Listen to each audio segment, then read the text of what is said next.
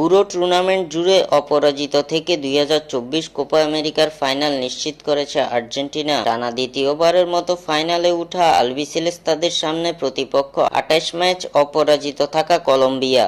আগামী 15ই জুলাই কোপা আমেরিকার ফাইনালে মুখোমুখি হবে আর্জেন্টিনা বনাম কলম্বিয়া। হার্ড রক স্টেডিয়ামে হাই ভোল্টেজ এই ম্যাচটি অনুষ্ঠিত হবে বাংলাদেশ সময় ভোর 6টায়। আর্জেন্টিনা বনাম কলম্বিয়া ম্যাচের আগে কনমেবল প্রকাশ করেছে এই ম্যাচে কোন রেফারি দায়িত্ব পালন করবে।